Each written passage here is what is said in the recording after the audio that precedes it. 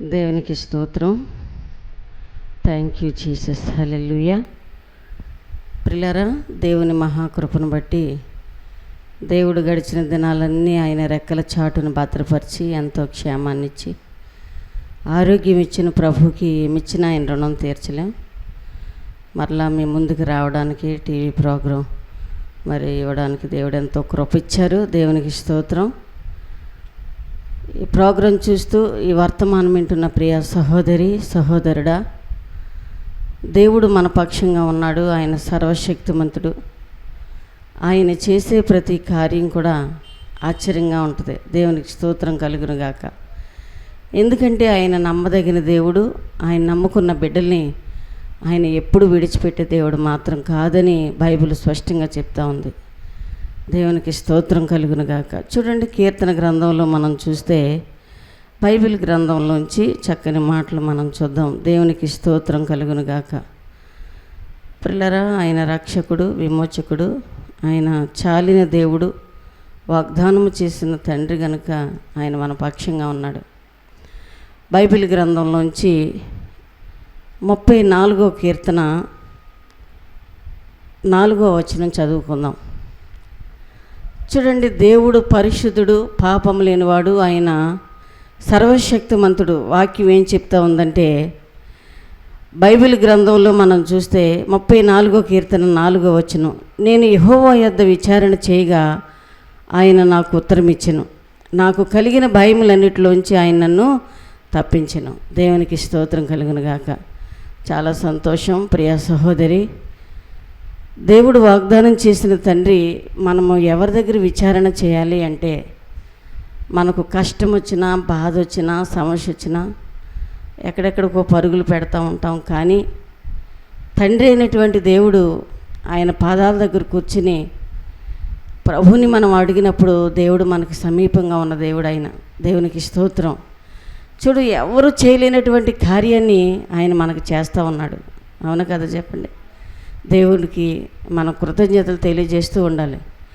అందుకని బైబిల్ గ్రంథంలో మనం చూస్తే 4వ వచనంలో, నేను యెహోవా యొద్ద విచారణ చేయగా ఆయన నాకు ఉత్తరం ఇచ్చెను, నాకు కలిగిన భయములన్నిటిలోంచి ఆయన నన్ను తప్పించెను. దేవునికి స్తోత్రం కలుగును గాక. చూడండి, మానవ జీవితంలో భయం, ఏదో ఒక భయం, రుణ భయం, రణభయం, శత్రు భయం, సమస్య. అంతేకాదు, దేవుని వాక్యాన్ని బట్టి మనం చూస్తే విచారణ చేసినప్పుడు, విచారణ అంటే ప్రభు పాదాలు పట్టుకుని, అయ్యా నీవు తప్ప వేరొక మార్గం లేదని చెప్పి మనము తండ్రి దగ్గర ప్రార్థన చేసినప్పుడు, దేవుడు మనకి విచారణ చేసినప్పుడు దేవుడు మనకి ఉత్తరం ఇస్తాడంటండి. దేవునికి స్తోత్రం కలుగును గాక. చూడండి, మనము ఎక్కడెక్కడికో పరుగులు పెడతాం, కానీ వెంటనే జవాబు వచ్చేది, వెంటనే కార్యం చేసేది, వెంటనే ఉత్తరం ఇచ్చేది ఎవరు అంటే మన ప్రభువే అని నేను చెప్పగలను. దేవుని స్తోత్రం కలుగును గాక. ఎందుకంటే బాధలో ఉన్నప్పుడు, అయ్యా ఈ సమస్య నుంచి నన్ను తప్పించు, ఇలాంటి కష్టకాలంలో ఉన్నప్పుడు నాకు నీ ఉత్తరం ఇవ్వి అని చెప్పి ప్రార్థన చేస్తే దేవుడు తెల్లారేటప్పటికి మనకి జవాబు ఇచ్చిన రోజులు ఎన్నో ఉన్నాయి. దేవుని స్తోత్రం. అయితే ఈ సమయంలో మనం ప్రార్థన చేస్తే ఆయన అంటాడు, ఉత్తరం ఇచ్చేదను, నాకు కలిగిన భయములన్నిటిలోంచి ఆయన్ని నన్ను తప్పించెను. దేవునికి స్తోత్రం. చాలా భయం. చూడండి, ఏదైనా ఒక బలహీనత వచ్చినప్పుడు, అనారోగ్యం వచ్చినప్పుడు, బాధ వచ్చినప్పుడు, మనం చెప్పుకోలేని సమస్య మనకు వచ్చినప్పుడు బాధపడతాం. దేవునికి స్తోత్రం. భయపడతా ఉంటాం, ఈ సమస్య నుంచి ఎలా తప్పించబడతామని చెప్పి. అవును కదా, చెప్పండి. కానీ ప్రభు చెప్తున్నాడు, భయములన్నిటిలోంచి నేను నిన్ను తప్పిస్తాను. దేవునికి స్తోత్రం. ఏ భయం ఉంది? అసలు భయం లేకుండా ఎవరైనా ఉన్నారా అంటే, మానవ జీవితంలో అసలు ఈ ప్రపంచం మీద పుట్టిన ప్రతి ఒక్కరూ ఏదో ఒక భయముతో, బాధతో, వేదనతో, దుఃఖముతో అల్లాడిపోతున్న ప్రజలే తప్ప సంతోషంగా ఉన్నవారు ఎవరు కనపడలేదండి. దేవునికి స్తోత్రం. అందుకని ఆయన చెప్తున్నాడు, తప్పించును. వారు ఆయన తట్టు చూడగా వారికి వెలుగు కలిగెను. ఎవరి తట్టు చూడాలంట? దేవుని తట్టు చూడాలంటండి. దేవుని స్తోత్రం కలిగిన గాక. చూడండి, మనుషుల వైపు చూస్తాం, మనుషుల సహాయం కొరకు చూస్తాం, కానీ ప్రభు అంటున్నాడు, మనం ఎవరి తట్టు చూడాలి అంటే, అయ్యా చేతులు చాసుకుని పిల్లరా చేతులు చాపి దేవుడు మనల్ని పిలుస్తూ ఉన్నాడు. ఆయన దేవునికి స్తోత్రం కలిగిన గాక. అయితే మనము చేయవలసిన పని ఏంటి అంటే ఆయన తట్టు చూస్తూ ప్రభుని అడగాలి, తండ్రి ఈ సమయంలో నువ్వే నాకు ఆధారం. దేవునికి స్తోత్రం కలిగిన గాక. చూసారా ప్రియ సహోదరి, ఒక సహోదరి సాక్ష్యం ఇస్తూ ఉంది. నిజంగా నాకు తెలిసిన వ్యక్తి. ఒకరోజు రాత్రి చాలా అర్ధరాత్రి టైంలో చాలా భయంకరమైనటువంటి నొప్పి, ప్రాబ్లమ్స్, బలహీనత, ప్రాణం పోయేటువంటి పరిస్థితి వచ్చింది తన భర్తకి. ఆమె అనుకుందంట, తండ్రి ఇలాంటి సమయంలో నా భర్తను రక్షించయ్యా. ఈ అర్ధరాత్రి టైంలో ఎక్కడ తీసుకెళ్ళడానికి కూడా మా దగ్గర డబ్బులు లేవే. ఈ సహాయం నుంచి ఎలా తప్పిస్తావు, ఎలా సహాయం చేస్తావు, నువ్వే నాకు సహాయం చేయాలయ్యా, నన్ను సిగ్గుపరచకయ్యా అని చెప్పి ఆ బిడ్డ మొకాళ్ళ నుంచి ప్రార్థన చేసిందంట. ఇంకొక మాట అంది, అయ్యా నేను సాక్ష్యం చెప్పుకుంటాను ప్రజల్లో. ఈ సమయంలో ఇంత చాలా అర్ధరాత్రి టైంలో మారుమూల ప్రాంతంలో చాలా దూరం వెళ్ళాలి హాస్పిటల్కి వెళ్ళాలంటే, కానీ నువ్వే నాకు ఆదరణ అని చెప్పగానే, ఏడ్చగానే, ఏడవగానే, ప్రార్థన చేసుకోగానే, తండ్రికి మొర్రపెట్టగానే ఆ ప్రభు వెంటనే అమ్మా నేను నీకున్నాను అని చెప్పి స్వరం వినపడిందంట. దేవునికి స్తోత్రం కలిగిన గాక. ఆ సహోదరి సాక్ష్యం చెప్తూ ఏడుస్తూ, ఎవరు సహాయం చేస్తారు ఆ టైంలో అంటే ఎవరు చేయలేరు, కానీ ఆ తండ్రి పాదాలు పట్టుకుని ఏడిస్తే నాకు జవాబు ఇచ్చాడని చెప్పి ఆమె సాక్ష్యం చెప్పడం జరిగింది. దేవుని స్తోత్రం కలిగిన గాక. చూసారా ప్రియులారా, మనకు ఆపద వచ్చింది, కష్టం వచ్చింది, అయ్యో సిగ్గు, భయం మనల్ని ఆవరించినప్పుడు ప్రభు అంటాడు, నిన్ను నేను సిగ్గుపరచను. హల్లెలూయా. చూడండి, మనల్ని సిగ్గుపరిచే దేవుడు కాదు.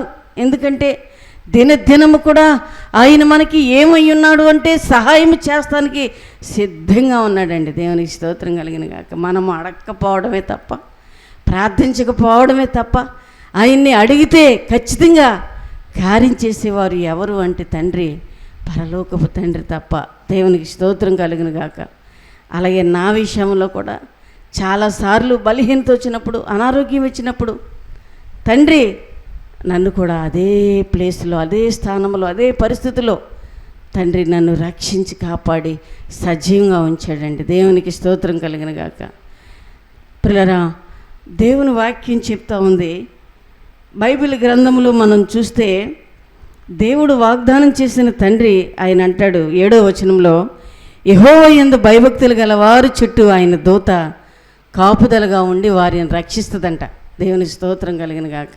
నేను చాలాసార్లు చెప్పాను, ఎందుకంటే ఎన్నోసార్లు ప్రయాణం చేస్తూ ఉన్నప్పుడు, ఎన్నోసార్లు మరి అర్ధరాత్రి టైంలో వస్తున్నప్పుడు, కారు చీకట్లో వస్తూ ఉన్నప్పుడు, చెప్పసఖ్యంగాని ప్రయాణం చేస్తున్నప్పుడు, ప్రయాణంలో తండ్రి చాలాసార్లు దేవుడు మాకు ఏమై ఉన్నాడు అంటే, చూడండి ఆయన మా భక్తి, మా నీతి కాదు కానీ ఆయన కృప. చాలాసార్లు దేవుని వాక్యం చెప్తా ఉంది, వారి చుట్టూ ఆయన దూత కాపుదలుగా ఉండి వారిని రక్షించెను. దేవునికి స్తోత్రం కలిగిన గాక. నువ్వు ఉద్యోగం చేస్తున్నావా, వ్యాపారం చేస్తున్నావా, కూలి పనా, చేతి పనా, ఇంకా ఏ పని చేస్తూ ఉన్నావు, ఒకవేళ ఎదుర్కోలేనటువంటి శ్రమ నీ మీదకి వచ్చిందా సహోదరుడా, కష్టం వచ్చిందా, బాధ వచ్చిందా, ఈ సమయంలో ఏ సమయమైనా ప్రార్థన చేయడానికి సిద్ధంగా ఉన్నప్పుడు తండ్రి ఏ సమయంలో అయినా సరే ఆయన సిద్ధంగా ఉన్నానని వాగ్దానం చేశాడండి. దేవునికి స్తోత్రం కలిగిన గాక. అందుకనే బైబిల్ చెప్తా ఉంది, ఆయన దూత వారికి కాపుదలగా ఉండి వారిని రక్షిస్తుందంటండి. దేవునికి స్తోత్రం కలిగిన గాక. చూడండి, పేతురు పిల్లరా చెరసాలలో ఉన్నప్పుడు ఆ బంధకాల నుంచి విడిపించడానికి చూడండి దేవుడు తన ప్రయత్నము, తన మార్గమును సరళం చేసి తన దూతను కాపుదలుగా ఇచ్చాడండి. దేవునికి స్తోత్రం కలిగిన గాక. చూసారా పిల్లరా, ఆపదలో ఉన్న సహోదరులరా, కష్టకాలంలో ఉన్న సహోదరి, బైబిల్ చెప్తా ఉంది చాలా మరి అమూల్యమైన విషయం. ఎందుకంటే తన దూతని దేవుడు ముందుగా పంపుతాడంటండి. దేవునికి స్తోత్రం కలిగిన గాక. ఆపత్కాలంలో నమ్ముకోదగ్గ దేవుడని బైబిల్ స్పష్టంగా చెప్తా ఉందండి. దేవునికి స్తోత్రం కలిగిన గాక. ఎందుకంటే ఆయన వాగ్దానం చేశాడు కనుక ఆయన నమ్మదగిన దేవుడు. ఎందుకంటే బైబిల్ చెప్తా ఉంది, ఈ లోకంలో బ్రతుకు గోరువాడు ఎవడైనా ఉన్నాడా అంటున్నాడు ప్రభు. దేవుని స్తోత్రం కలిగిన గాక. చూడండి, బ్రతుకు గోరువాడు ఎవడైనా ఉంటే దేవుని వాక్యం చెప్తుంది, ఈ లోకంలో మనుషులు ప్రియులరా ఎలాగైనా బ్రతకడానికి ఎన్నో మార్గాలు, ఎన్నో ప్రయత్నాలు, ఎన్నో ఏర్పాట్లు ఉన్నాయి. కానీ క్రీస్తులో బ్రతకడానికి అనేక మందికి ప్రియులరా అవకాశం ఉన్న దానికి మరి ఏం చేస్తున్నారు చెప్పండి? వినియోగించుకోవడం లేదు. దేవుని స్తోత్రం కలిగిన గాక. అందుకని ఆయన అంటాడు, బ్రతుకు గోరువాడు ఎవడైనా ఉన్నాడా అని బైబిల్ గ్రంథంలో మనం చూస్తే చూడండి, దేవుని వాక్యం చెప్తా ఉంది. పిల్లరా ఆ యొక్క 34వ కీర్తన మనం చదివితే ఆ 11వ వచనములో, మీరు వచ్చి నా మాట వినుడి, యెహోవా యందు భయభక్తులు మీకు నేర్పెదను. అందుకని ఆయన అంటాడు 12వ వచనంలో, బ్రతుకు గోరువాడు ఎవడైనా ఉన్నాడా? మేలు నొందుచు అనేక దినములు బ్రతుకు గోరువాడు ఉన్నాడా అని అడుగుతున్నాడు ప్రభు. చూడండి, బ్రతకాలని ఆశ.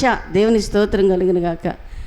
ఎవరికైనా ఏముంటుంది చెప్పండి? బ్రతకాలి. ఈ లోకంలో వ్యాధి రోగము మనల్ని ముంచి వేస్తున్నప్పుడు పిల్లరా బ్రతక గోరువాడు ఎవడైనా ఉన్నాడా? దేవుడు వాగ్దానం చేసిన మాటలు.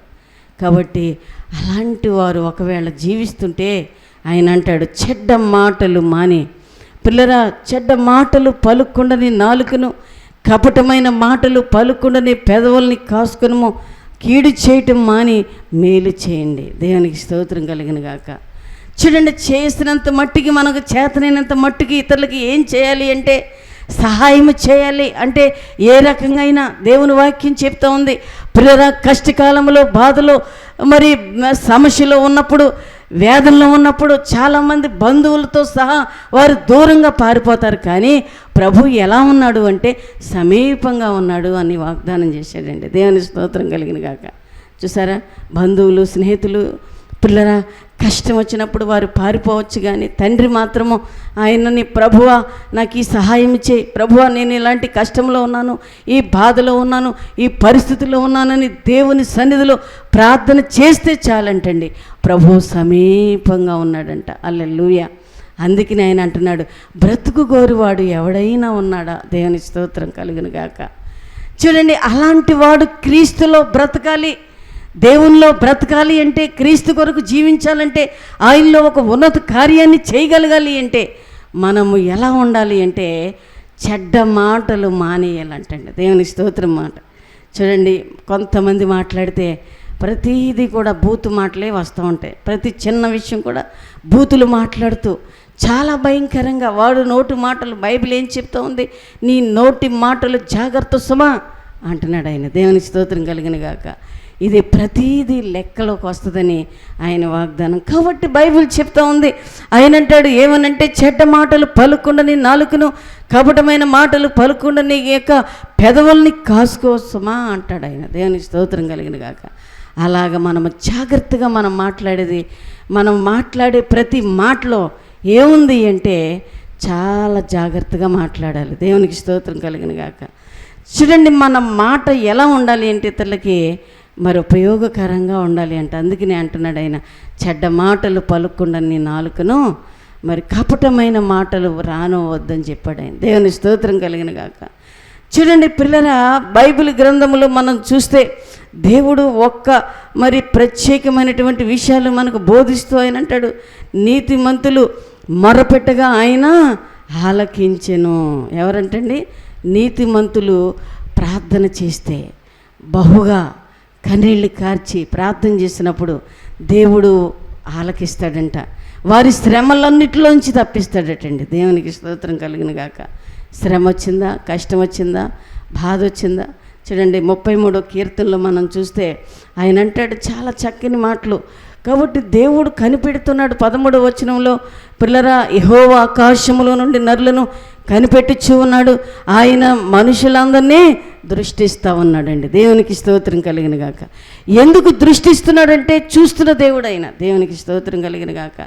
చూడండి పిల్లరా, ఎక్కడ చూస్తున్న అరాచకాలు, ఎక్కడ చూస్తున్న భయంకరమైనటువంటి ఉపద్రవాలు చూడండి. చూస్తే మనం పిల్లరా ఈ లోకంలో మనం చూస్తే చాలా భయంకరమైనటువంటి ఉపద్రవాలే కాదు, ఇంకా భయంకరమైనటువంటి కష్టకాలాలు, శ్రమలు, బాధలు, ఇబ్బందులు, ఇంకా చెప్పాలి అంటే ఈ భయంకరమైనటువంటి సునామీ లాంటి శ్రమలు లోకములో ప్రారంభమయ్యాయి. దేవుని స్తోత్రం కలిగిన గాక. కాబట్టి ఈ యొక్క శ్రమలో పిల్లరా దేవుని వాక్యం చెప్తుంది చాలా అమూల్యమైన విషయం. ఎందుకంటే బహుగా మనము చేయవలసింది ఏంటి అంటే ప్రార్థన. దేవునికి స్తోత్రం కలిగిన గాక. ఈ ప్రార్థనలో మనం ఉన్నప్పుడు అనేక మంది కొరకు మనం ఏం చేయాలి అంటే ప్రార్థన చేయాలండి. దేవునికి స్తోత్రం కలిగిన గాక. దేవుడు నాకు ఎంతో గొప్ప భాగ్యాన్ని ఇచ్చాడు. దేవునికి స్తోత్రం. ప్రార్థన చేయడానికి దేవుడు గొప్ప బలాన్ని ఇచ్చాడు. ఆయన చేసినటువంటి కార్యాలకి ఏమిచ్చినా ఆయన రుణం తీర్చలేండి. ఎన్నో అద్భుతమైన రీతిలో 50 దినాలు ఉపవాస ప్రార్థనలు చేయడానికి దేవుడు ఎంతో బలమిచ్చాడు, శక్తినిచ్చాడు. పిల్లరా, ఆయన పాద సన్నిధిలో ప్రార్థించుకునే అర్హతను దేవుడు నాకు ఇచ్చాడండి. దేవునికి స్తోత్రం కలిగిన గాక. ఎందుకంటే గర్విస్తూ ఉన్నాను, పిల్లలు ఈ భాగ్యం నాకు ఇచ్చావు. ఎంతోమంది చేయాలనుకున్న వారు చేయలేరు, కానీ ఆటంకాలు, అడ్డులు, చిక్కులు, సమస్యలు లోకములు, కానీ దేవా నాకు ఇచ్చిన ఈ భాగ్యం చాలా గొప్పది అని చెప్పి నేను ప్రార్థన చేస్తూనే ఉంటానండి. దేవునికి స్తోత్రం కలిగిన గాక. చూసారా పిల్లరా, ఆయన చేసేటువంటి కార్యాలు 40 దినాలు ఉపవాస ప్రార్థనలు, 50 దినాలు. ఎందుకంటే ప్రార్థన ద్వారా అనేక కార్యాలు ఆయన చేయబోతున్నాడు. మా గురించే కాదు, అనేక మంది కొరకు, అనేక గ్రామాల కొరకు, పట్టణాల కొరకు, ప్రాంతాల కొరకు చేస్తున్న ప్రార్థన, విజ్ఞాపన. ఎందుకంటే ఆయన మహనీయుడని చెప్పడానికి గర్విస్తూ ఉన్నాను. దేవునికి స్తోత్రం కలిగిన గాక.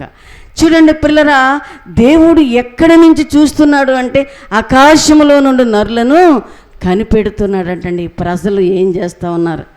మాటకు లోబడుతున్నారా? వింటున్నారా? చూస్తున్నారా? ఆయన్ని ఆరాధిస్తున్నారా? మహింపరుస్తూ ఉన్నారా? ఆయన కోసం ప్రత్యేకమైనటువంటి జీవితం. చూడండి పిల్లరా, మానవ జీవితంలో మనుషుల్లో ఏం కావాలి అంటే బైబిల్ చెప్తా ఉందండి, చాలా తగ్గించుకున్నవాడు హెచ్చించబడతాడు. మానవత్వం చూడండి, బైబిల్ చెప్తా ఉంది. మరి పరిపూర్ణత కలిగినటువంటి జీవితం కావాలి అని చెప్పి, ఇక జీవించినంతకాలం, ఇక మీదట గతంలో నీవు జీవించింది చాలు, కానీ ఇక నుంచి అయినా ఎవరి కోసం బ్రతకాలి అంటే యేసయ్య కోసం అని నేను చెప్తాను. దేవునికి స్తోత్రం కలిగిన గాక.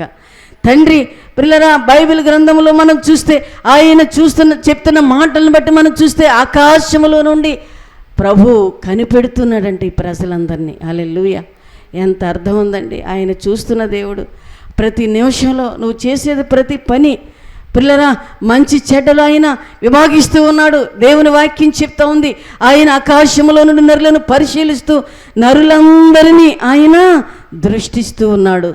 తానున్న నివాస స్థలములో నుండి భూలోక నివాసుల వైపు ఆయన చూస్తూ ఉన్నాడని బైబిల్ చెప్తా ఉంది. పిల్లరా, 33వ కీర్తన 13, 14 వచనాల్లో తానున్న నివాస స్థలములో నుండి భూలోక నివాసుల వైపు ఆయన చూస్తూ ఉన్నాడు. హల్లెలూయా! చూడండి, ఆయన ఎక్కడ ఉన్నాడు అంటే తానున్న నివాస స్థలం ఆకాశములో నుండి. ఆయన ఈ భూమి మీద ఉన్న ప్రజలు, ఎందుకంటే భూమిని, ఆకాశమును, సమస్తాన్ని ఆయన సృష్టించాడు కనుక ఆయన చూస్తున్న దేవుడు అని చెప్పి బైబిల్ స్పష్టంగా చెప్తా ఉందండి. హల్లెలూయా!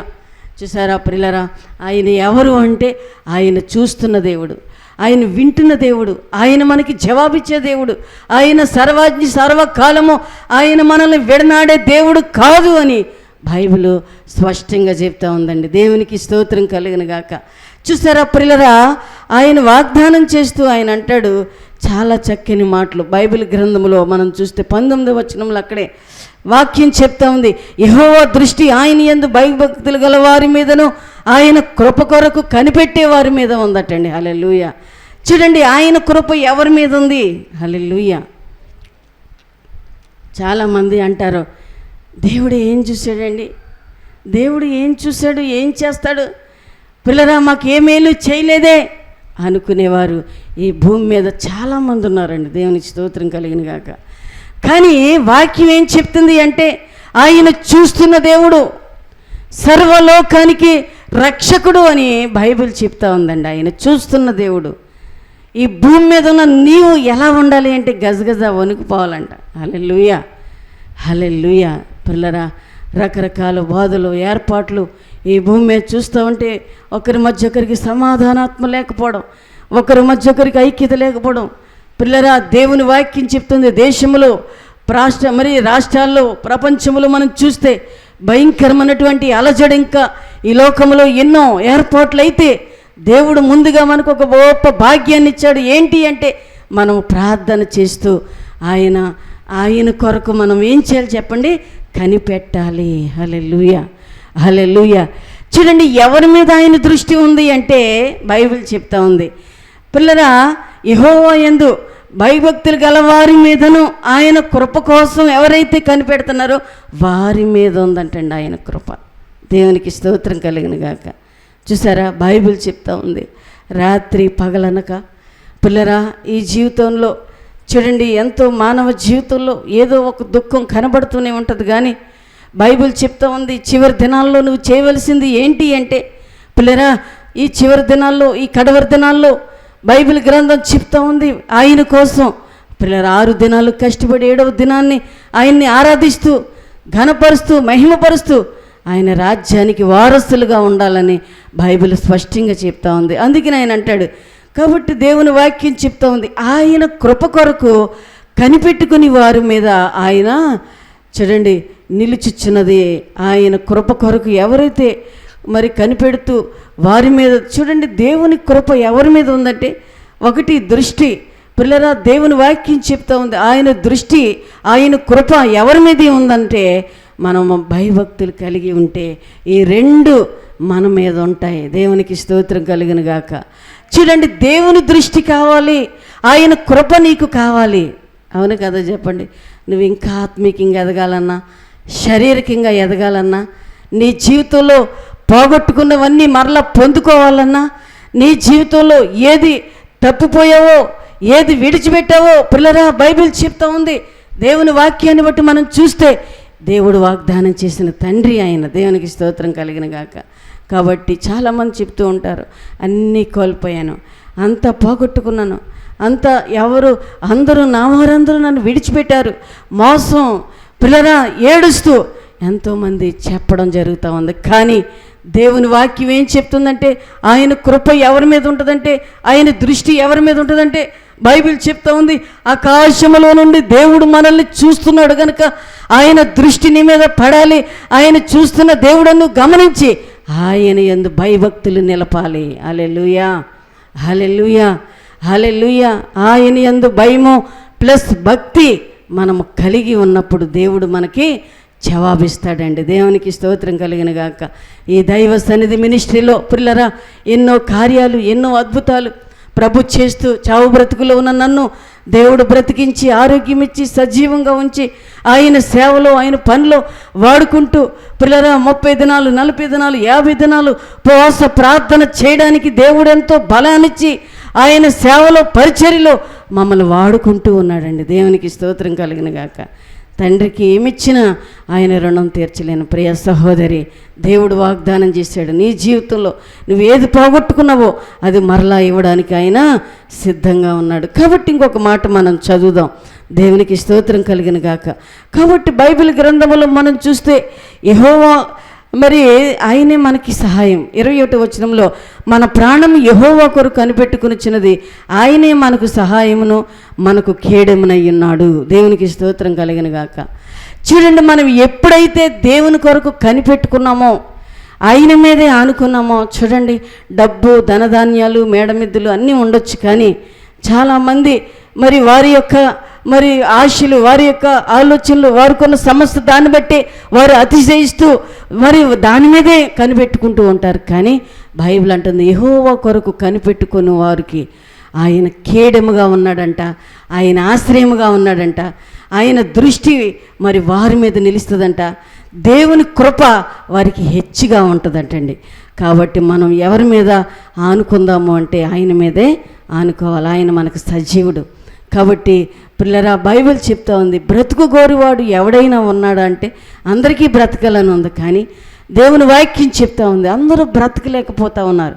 కొంతకాలం బ్రతికి ఆగిపోతూ ఉన్నారు, కొంతకాలం నడిచి ఆగిపోతూ ఉన్నారు. అలా కాదు, కానీ దేవుని వాక్యం చెప్తా ఉంది, చెడ్డ మాటలు మాని నీ నోరును పరిశుభ్రముగా ఉంచుకొని మృదువుగా మాట్లాడుతూ దీర్ఘశాంతం కలిగి ఉండి, బైబిల్ చెప్తా ఉంది తన్ను తాను తగ్గించుకొనొచ్చు వాడు హెచ్చించబడతాడని. కాబట్టి ఇంతవరకు ఏదో బ్రతుకో, ఎలాగో జీవించో, కానీ ఇంకా చాలు ప్రియ సహోదరుడా, సహోదరి, దేవుని వాక్యం చెప్తుంది ఇక్కడైనా ఎప్పుడైనా నీ జీవితాన్ని మార్చుకుని ప్రభు కోసం జీవిస్తే యుగయుగాలు ఆయనతో ఉండే గొప్ప భాగ్యాన్ని ప్రభు నీకు ఇస్తాడు. యుగయుగాలు నిలిచే ధన్యతను దేవుని వాక్యం చెప్తా ఉంది. ఆయన దృష్టి, ఆయన కృప నీ మీద, నీ బిడ్డల మీద, నీ కుటుంబం మీద ఉంటుంది. దేవుడి వాక్యం దీవించునుగాక. ఆమేన్. ప్రార్థన చేసుకుందాం. చూస్తున్న వారిలారా, ఈ ప్రోగ్రాం చూస్తూ, ఈ ప్రోగ్రాం వింటూ, ఈ యొక్క కృపలో నడుస్తున్న ప్రియ సహోదరి, దేవుడు వాగ్దానం చేశాడు. ఆయన అంటాడు, ఇదిగో నిన్ను ఆయన సమస్తమును చూస్తున్న దేవుడు ఆకాశములో నుండి నరులను పరిశీలిస్తున్నాడు. ఆయన చూస్తున్న దేవుడు తానున్న నివాస స్థలములో నుండి ఈ భూలోకంలో ఉన్న నిన్ను, నీ కుటుంబాన్ని, నీ బిడ్డల్ని ఆయన చూస్తున్న దేవుడు. సహోదరి, సహోదరుడా, ఈ ప్రోగ్రాం చూస్తూ, ఈ వర్తమానం వింటూ, ముందు కూర్చొని వింటున్న ప్రియ సహోదరి, బైబిల్ చెప్తుంది దేవుడు నీ కుటుంబాన్ని చూస్తూ ఉన్నాడు. ఇదిగో నీ కుటుంబాన్ని ఆశీర్వదించడానికి సిద్ధంగా ఉన్నాడు. Thank you father. ఇన్ని సంవత్సరాలు లోకములు, మనుషులు మరి లోకానుసారంగా ఒకవేళ జీవిస్తే ఇప్పుడైనా ప్రభు యొద్దకు రా. ఆయన నీకు సమీపంగా ఉన్న దేవుడు. ప్రార్థన. పరిశుద్ధుడు అయిన తండ్రి, మమ్మల్ని మిక్కిలిగా ప్రేమించిన దేవా, ఈ సమయంలో ప్రార్థిస్తూ ఉన్నానయ్యా. ఈ ప్రోగ్రాం చూస్తూ, ఈ వర్తమానం వింటూ, ఈ కార్యక్రమంలో పాలు పొందిన ప్రతి కుటుంబాన్ని మీరు జ్ఞాపకం తెచ్చుకుని ఆశీర్వదించండి. నీ అభిషేకముతో నింపండి. నీ కార్యము నూతనపరచునైనా వారి అవసరతలు ఎరిగిన దేవుడు తండ్రి. అయ్యా, నీవు అండగా దండగా మెండుగా ఉండి నడిపించమని, సహాయము చేయమని యేసయ్య నామములో ప్రార్థిస్తూ వేడుకొనుచున్నాము తండ్రి. ఆమేన్. మీ అందరికీ నా నిండా వందనాలండి. దేవుడు మిమ్మల్ని దీవించునుగాక. ప్రియులారా, ఒక విషయం, ప్రతి సంవత్సరం జరిగే 10 రోజుల ఉపవాస ప్రార్థన పండుగలు ఈ సంవత్సరం మరి ఈ నెల ఆగస్టు 23వ తారీఖు నుంచి మరి 1వ తారీఖు వరకు 10 దినాల ఉపవాస ప్రార్థన పండుగలు మార్త గ్రామంలో దేవుడు అద్భుతంగా ఆయన జరిగించబోతా ఉన్నాడు. దయచేసి ప్రార్థన చేయండి. మీ కార్యాలు దేవుడు మరి నెరవేర్చబోతున్నాడు. దేవుడు మిమ్మల్ని అందరినీ సమృద్ధిగా దీవించి ప్రేమతో ఆహ్వానిస్తూ ఉన్నాం. దేవుడు మిమ్మల్ని అందరినీ సమృద్ధిగా దీవించునుగాక. ఆమేన్. మీ అందరికీ నా నిండు వందనాలు. ఆమేన్. ఆమేన్.